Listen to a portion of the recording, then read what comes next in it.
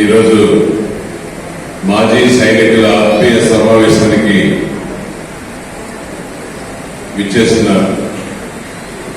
పెద్దలందరికీ, అదేవిధంగా వేదికల పైన ఉన్న పెద్దలందరికీ కూడా, మహిళా సోదరులందరికీ పేరు పేరున చేతులెత్తి నమస్కరిస్తూ చాలా సంతోషం. మీరందరూ కూడా 9 గంటల పైన ఉన్నట్టు కూడా అందరూ కూడా వేచి ఉన్నారంటే మీ అందరి దగ్గర మాజీ సైనికులకు, నాయకులకు అందరికీ కూడా సెల్యూట్ చేస్తున్నాం. రెండు మూడు ప్రోగ్రాంలు ఉన్నాయి.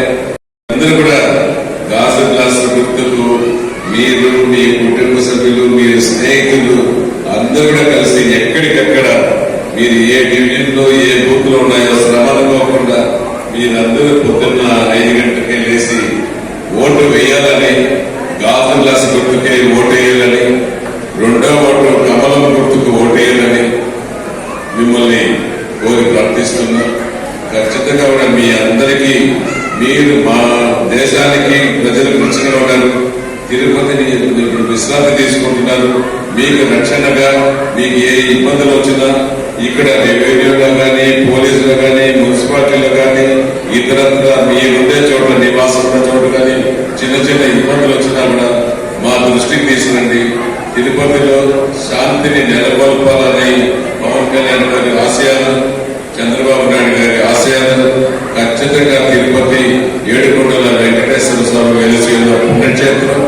ఈ పుణ్యక్షేత్రంలో మనం ఉన్నామంటే ఎంతో పుణ్యం చేశాం. రోజుకు 1,00,000 మంది జనాభా ఇక్కడికి వచ్చి వెంకటేశ్వర దర్శించుకొని వెళ్తున్నారు. మనకు దర్శన భాగ్యం కూడా ప్రతి మంగళవారం స్థానికులకు కల్పించే విధంగా మేము చేస్తామని కూడా మీ అందరికీ ప్రతి మంగళవారం స్థానికులకు ఇచ్చే విధంగా ఉండే దర్శన భాగ్యం కలిగే విధంగా దయచేసి మీరు అందరూ కూడా అర్థం చేసుకోండి. మీతో ఉంటాను, మీలో ఒకరిగా ఉంటాను. మరీ కోరుకుంటూ చేతులెత్తి చేసుకుంటూ నమస్కరిస్తున్నాను. జై జనసేన, జై పవన్ కళ్యాణ్, జై తెలుగుదేశం, జై చంద్రబాబు నాయుడు గారు, జై బీజేపీ, జై మోదీజీ గారు. ఓట్ ఫార్ వినిపిస్తుందమ్మా. Vote for. Thank you very much. అందరూ కూడా